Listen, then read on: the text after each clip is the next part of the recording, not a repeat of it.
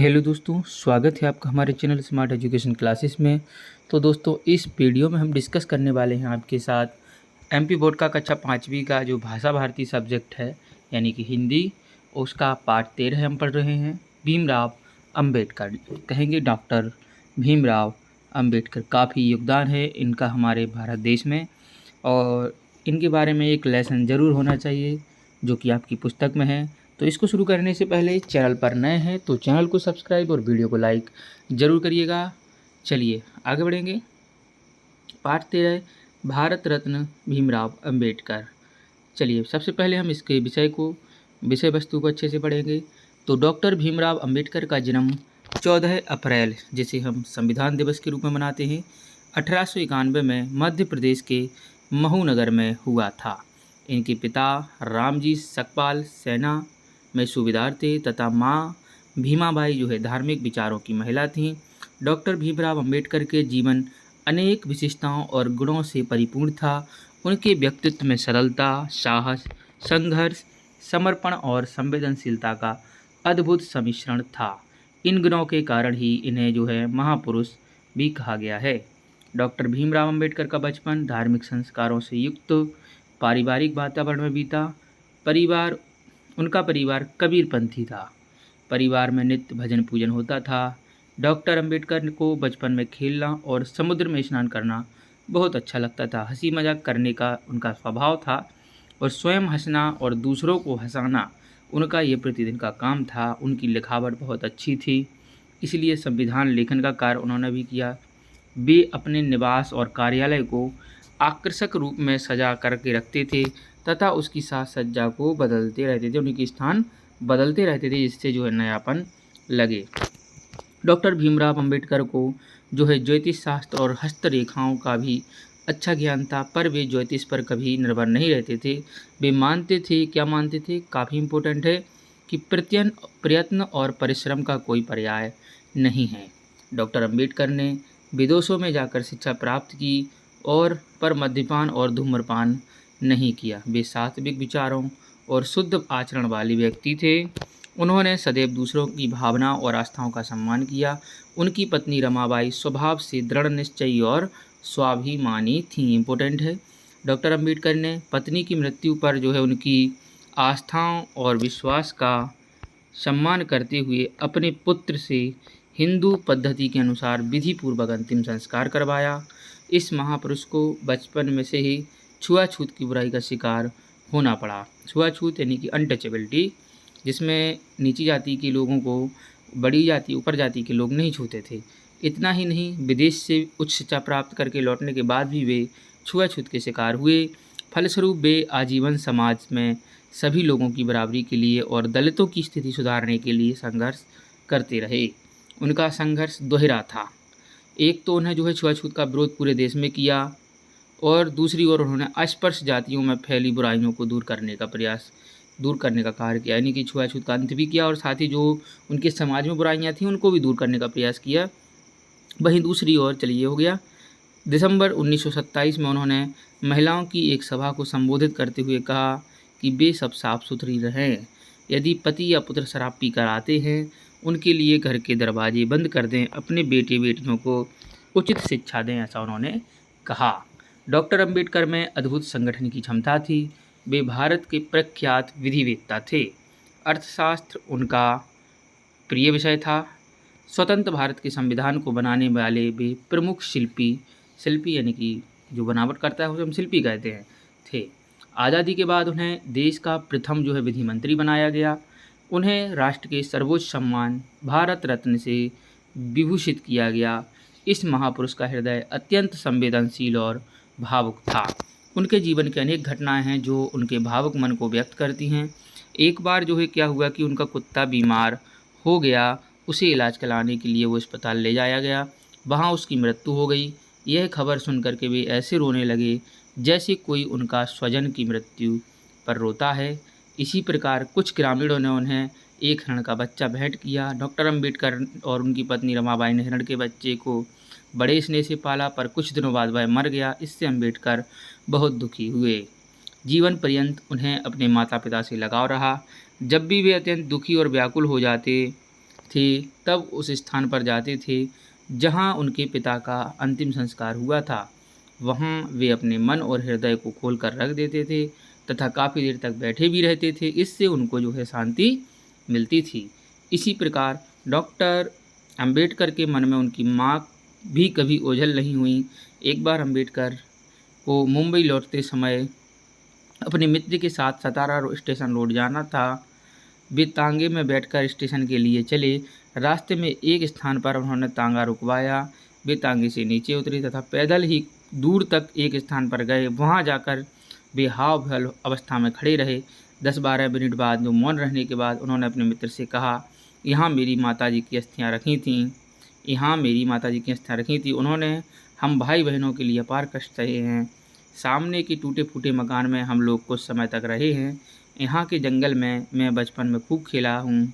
मेरी माताजी और पिताजी यह देखने के लिए जीवित नहीं हैं कि मैं कितना पढ़ लिख गया हूँ। तो देखिए इस बात का उन्हें काफ़ी दुख रहता था कि आज वो एक अच्छी स्थिति में हैं, बहुत कुछ उन्होंने कर लिया है, लेकिन ये देखने के लिए उनके माता पिता नहीं हैं। तो इसलिए दोस्तों, अगर आपके देखिए आप अपने माता पिता का सदैव सम्मान करें और जो वो चाहते हैं वो अवश्य करें।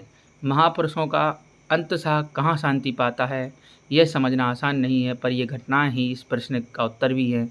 डॉक्टर अंबेडकर मृत्यु के कुछ माह पूर्व अपने साथियों के साथ बौद्ध धर्म में दीक्षित हुए और 6 दिसंबर 1956 को डॉक्टर अंबेडकर का देहावसान हुआ। ये जो है लेखक हैं इसके प्रोफेसर गोविंद प्रसाद शर्मा। चलिए कुछ यह भी जानें, पंच तीर्थ क्या हैं। देखिए, तो भारत सरकार के द्वारा बाबा साहब डॉक्टर भीमराव अम्बेडकर के जीवन से जुड़े 5 स्थलों को देश और दुनिया के समक्ष डॉक्टर अंबेडकर के कार्यों को स्थायी पहचान देने की दृष्टि से प्रमुख 5 स्थलों को विकसित किया गया है। इन स्थलों को पंच तीर्थ के रूप में जाना जाता है। जैसे जन्म स्थली स्मारक, ये कहाँ पर है, तो मध्य प्रदेश के इंदौर जिले के अंतर्गत डॉक्टर अंबेडकर नगर, पूर्व नाम महू में डॉक्टर अंबेडकर का जन्म हुआ। डॉक्टर अंबेडकर की जन्मस्थली को उनके प्रति श्रद्धा रखने वाले पर्यटकों के लिए जन्मस्थली स्मारक के रूप में विकसित किया गया है। चलिए, अंबेडकर इंटरनेशनल सेंटर, तो शिक्षा भूमि जहां उनकी शिक्षा हुई। उत्तरी लंदन का यह वह घर है जहां Ambedkar London school of economics में उच्च अध्ययन हेतु 1921-22 में रहे थे। यह जो है किंग हेनी रोड पर स्थित 4 मंजिला भवन है, जिसे महाराष्ट्र शासन ने खरीद करके इस भवन को ब्रिटिश धरोहर घोषित किया है। इस पर लिखा गया है डॉक्टर भीमराव जी अंबेडकर 1891 से 1956 सामाजिक न्याय के भारतीय योद्धा रहते थे। यहाँ जो सामाजिक न्याय के भारतीय योद्धा हैं वो रहते थे। पर्यटन की दृष्टि से यह स्थल लोगों के लिए आकर्षण का केंद्र है। डॉक्टर अंबेडकर के अनुयायी यहाँ आकर के उनके आदर्शों और सिद्धांतों से परिचित होते हैं। काफ़ी महत्वपूर्ण है। दीक्षा स्थली स्मारक, तो नागपुर महाराष्ट्र में डॉक्टर अंबेडकर के द्वारा दीक्षा ग्रहण करने के कारण इस स्थल को दीक्षा स्थल के रूप में भारत सरकार के द्वारा विकसित किया गया है। चौथा है अंबेडकर मेमोरियल, तो राजधानी दिल्ली स्थित 26 अलीपुर रोड स्थित बंगला जो डॉक्टर अंबेडकर का निवास स्थान था, जहां उनका महापरिनिर्वाण हुआ, उसे चिरस्थायी बनाने के लिए इस स्थल को अंबेडकर मेमोरियल के रूप में विकसित किया गया। इस स्थल पर निर्मित की गई अनूठे आकार की इमारत पर्यटकों के लिए जो है आकर्षित करती है। चलिए आगे है चैतन्य भूमि। मुंबई में जिस भूमि पर जो है अंबेडकर जी का अंतिम संस्कार किया गया था, उस भूमि का नाम इंदू मिल है। क्या है? इंदू मिल। महाराष्ट्र सरकार के द्वारा उक्त मिल खरीद करके इस स्थल को चैतन्य भूमि स्मारक के रूप में विकसित किया गया। भारत सरकार को उपलब्ध कराई गई इस भारत के प्रधानमंत्री के आह्वान पर महाराष्ट्र के 40,000 गाँवों और देश के सभी राज्यों से एक एक पेड़ लाकर वहां हरियाली के बीच में स्थित स्थल बनाने का कार्य किया गया था। वर्तमान में चैतन्य भूमि हरियाली से आच्छादित होने के कारण देश दुनिया के लोगों को चिंतन मनन हेतु प्रमुख केंद्र बिंदु है। चलिए, तो ये था आपका पाठ जो हमने पढ़ा है अब तक। अब हम इसके जो है प्रश्नों को हल करेंगे। निम्नलिखित शब्दों के शब्दकोश में खोजकर हमें अर्थ लिखने हैं। परिपूर्ण का अर्थ होता है पूर्ण रूप से तृप्त। सम्मिश्रण यानी कि मिलने की प्रक्रिया। सात्विक, जो चीज़ पवित्र होती है। अद्भुत यानी कि अनोखा। स्वजन, अपने लोग। संवेदनशीलता, जो दूसरों की अनुभूति से प्रभावित है वो संवेदनशील। अभिरुचि यानी कि आपकी पसंद। पर्याय जो समान शब्द होते हैं, अस्पर्श यानी कि स्पर्श के योग्य नहीं, प्रियत प्रयास, प्रख्यात प्रसिद्ध और स्वाभिमानी कि अपनी प्रतिष्ठा का ध्यान रखने वाला। अब कुछ महत्वपूर्ण प्रश्न हो गया और कि अंबेडकर जी का जन्म कब और कहाँ हुआ था। तो अंबेडकर जी का जन्म 14 अप्रैल सन 1891 में मध्य प्रदेश के महू नगर में हुआ था। डॉक्टर भीमराव जी के व्यक्तित्व में कौन कौन से गुण थे। तो डॉक्टर भीमराव जी के व्यक्तित्व में सरलता, साहस, संघर्ष, समर्पण और संवेदनशीलता का अद्भुत सम्मिश्रण है। बाबा साहब ने अपनी पत्नी का अंतिम संस्कार पुत्र से क्यों करवाया। तो देखिए, बाबा साहब ने अपनी पत्नी, उनका नाम था रमाबाई, स्वभाव से काफ़ी दृढ़ निश्चय और स्वाभिमानी थी और उन्होंने अपनी पत्नी की मृत्यु पर आस्थाओं और विश्वास का सम्मान, जो आस्था थी उनकी और विश्वास था, इसलिए उन्होंने हिंदू धर्म रीति रिवाज से संस्कार करवाया। महिलाओं की सभा में अम्बेडकर जी ने क्या कहा था। तो उन्होंने कहा था वे स्वयं को साफ सुथरा रखें और यदि उनका पति या पुत्र शराब पी कर आते हैं तो उनके लिए दरवाजे बंद कर दें, अपने बेटी बेटियों को उचित शिक्षा दें। स्वतंत्रता के बाद वे किस विभाग के मंत्री बने। तो स्वतंत्रता प्राप्ति के पश्चात डॉक्टर अंबेडकर देश के प्रथम विधि यानी कि कानून मंत्री बने। अगला प्रश्न है कि डॉक्टर अंबेडकर को किस कार्य के लिए सर्वोच्च सम्मान भारत रत्न से सम्मानित किया गया था। तो देखिए, वो एक प्रख्यात विधिवेत्ता थे। क्या थे? विधिवेत्ता, कानून के जानकार और स्वतंत्र भारत के संविधान बनाने में उन्होंने प्रमुख भूमिका निभाई थी। इसी कार्य के लिए उन्हें भारत रत्न दिया गया था। सतारा स्टेशन रोड, जो अगला चलिए, सतारा स्टेशन रोड जाते समय वे तांगे से क्यों नीचे उतरे। तो पास में ही उन्हें एक टूटा फूटा मकान देखा जहां उनकी माताजी की अस्थियां थीं, वे उसे देखना चाहते थे। कौन सी घटना उनके पशु प्रेम को दर्शाती है। तो देखिए, उनका एक बार कुत्ता बीमार हो जाता है और अस्पताल में उसकी मृत्यु हो जाती है। तो इस तरह से रोते हैं जैसे किसी स्वजन की मृत्यु हुई। ये घटना हमें बताती है कि वो पशु प्रेम को कितना मानते थे। बाबा साहब के जीवन की किस घटना से आपको सर्वाधिक प्रभावित किया है। तो देख सकते हैं कि बता सकते हैं, आप कुछ भी लिख सकते हैं दोस्तों, कि वो माता पिता से कितना लगाव रखते थे। जब भी वे दुखी होते थे या व्याकुल होते थे तो वो उस जगह चले जाते थे जहाँ उनके पिता का अंतिम संस्कार हुआ हो और वहाँ अपने उनको मन को शांति मिलती थी। ठीक है, और उनका पिता के प्रति ये गहरा प्रेम हमें काफ़ी प्रभावित करता है। आगे है, माता थी भीमाबाई, पिता रामजी सकपाल, पत्नी रमाबाई, बाबा साहब भीमराव अंबेडकर। आगे है, निम्नलिखित शब्दों का शुद्ध उच्चारण कीजिए तथा उनका वाक्यों में प्रयोग कीजिए। परिपूर्ण, देखिए, बाबा साहब अंबेडकर सर्वगुण सभी गुणों से परिपूर्ण थे। सात्विक, जो है उनकी पत्नी, उनकी माताजी सात्विक विचारों वाली थी यानी कि पवित्र विचारों वाली। समर्पण, बाबा साहब अंबेडकर ने भारत के लिए सब कुछ समर्पण कर दिया था। अस्पर्श, ठीक, बाबा साहब चाहते थे कि अस्पृश्यता का पूर्णतः अंत हो। चलिए, नीचे बनी वर्ग पहेली में निम्नलिखित शब्दों के दो पर्यायवाची दिए गए हैं, इन्हें खोज करके हमें लिखना है। जैसे पिता, मैं बताऊंगा आपको पिता का क्या होता है।